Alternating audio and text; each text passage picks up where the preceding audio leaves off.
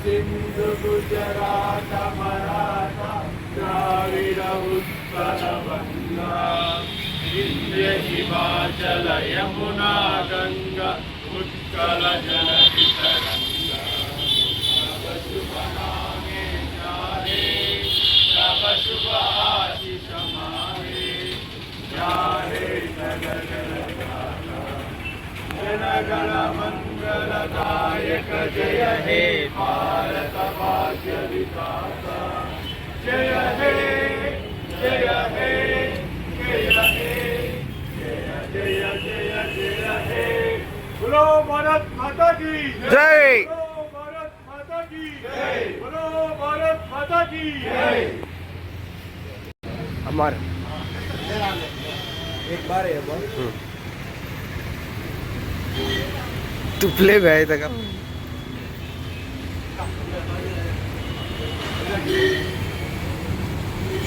अरे दल से निकलना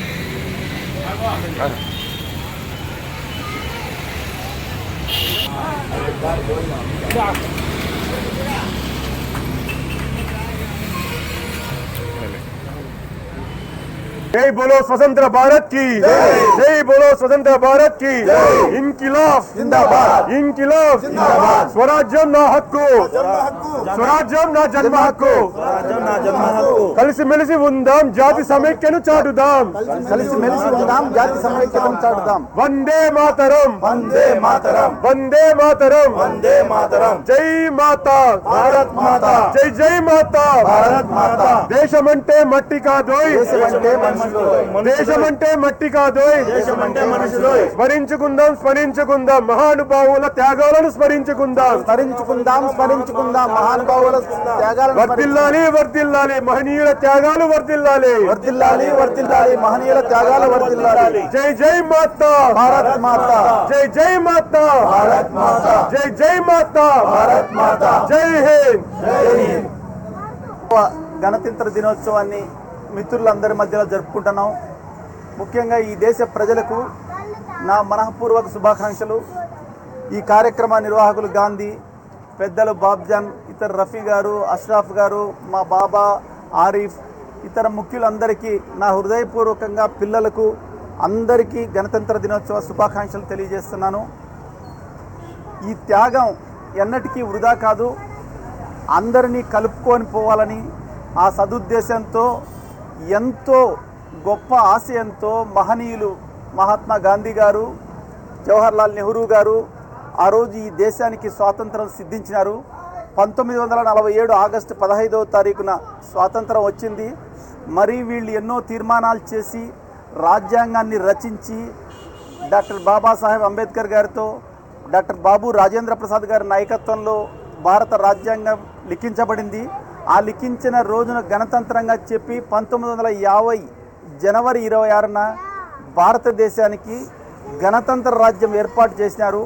అప్పటి నుంచి ఎన్నో హక్కులు, స్వేచ్ఛ మనకు ఈ దేశానికి, ఈ ప్రజలకి లిఖించబడ్డాయి. ముఖ్యంగా అన్ని కులాలు, మతాలు సామరస్యంగా ఉండాలని, ఈ దేశం లౌకిక రాజ్యంగా ఏర్పాటు చేసే విషయం, అందరికీ స్వేచ్ఛ ఇచ్చే విషయం, అందరికీ హక్కులు ఇచ్చే విషయం ప్రతిదీ కూడా రాజ్యాంగంలో పొందుపరచబడింది. అది ఒక్క భారత జాతీయ కాంగ్రెస్కే సాధ్యపడింది. ఇవన్నీ కూడా మనం కొద్ది పరిస్థితుల్లో కొద్దిగా తప్పిదాలు జరిగినా ఎంతో ముందుకు పోతుంది ఈ దేశం. మరొక్కసారి అందరికీ శుభాకాంక్షలు చెప్తూ నేను విరమించుకుంటున్నాను. జై హింద్. జై హింద్. బాబ్జాన్ మీరు ఒకసారి మాట్లాడతారా?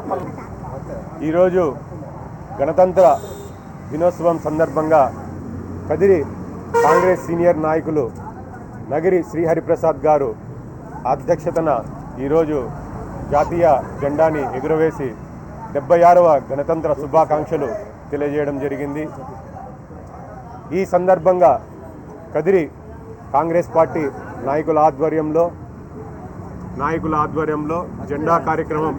జెండా వందన కార్యక్రమం ఎగురవేసి ప్రతి ఒక్కరి మనసుల్లో జాతీయ భావాన్ని కల్పించినటువంటి ఈ సందర్భంగా ఒక చిన్న విషయాన్ని మీతో పంచుకోవాలని చెప్పి ఈరోజు మీ సమయాన్ని ఒక 5 నిమిషాలు కేటాయించవలసిందిగా స్వాతంత్రం వచ్చిన తర్వాత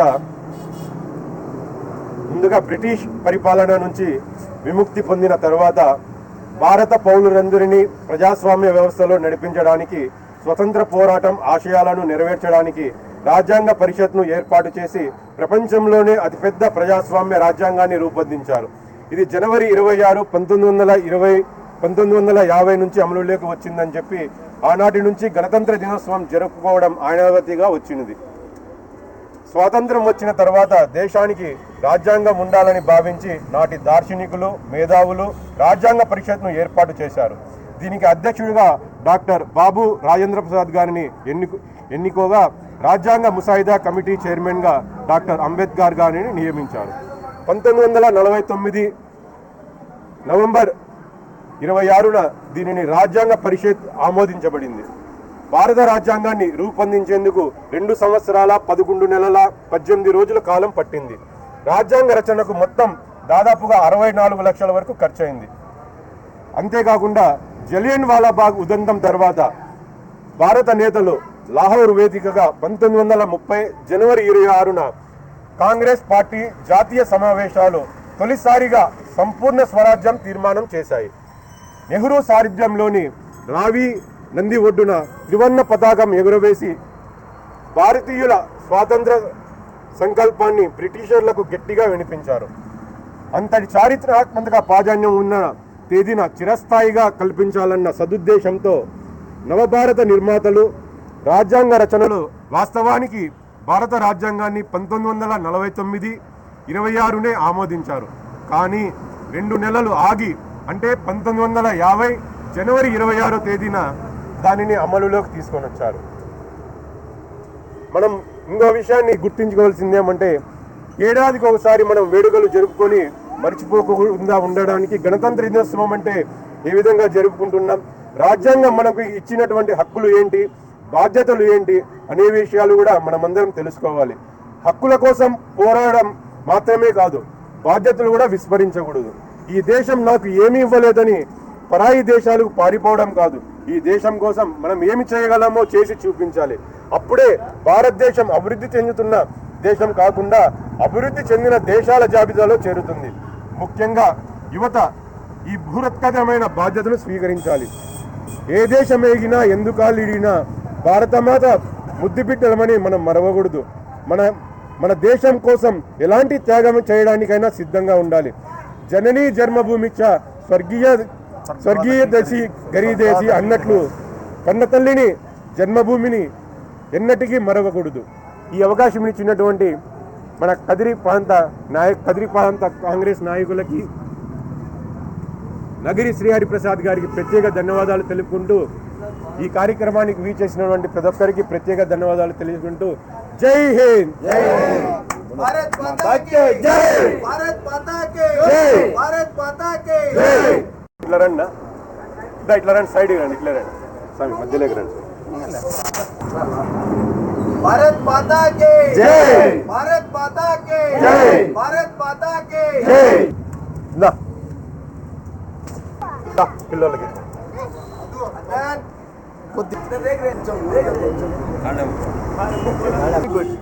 అందరికీ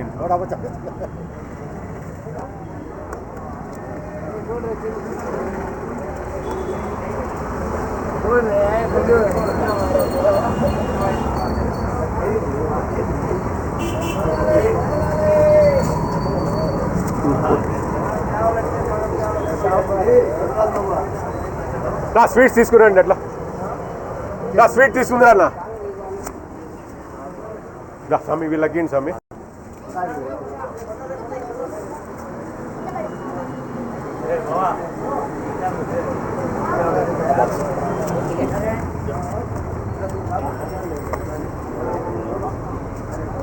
రానా అట్లా రానా, ఇవ్వండి స్వామి. నువ్వు రా ఇట్లా రండి.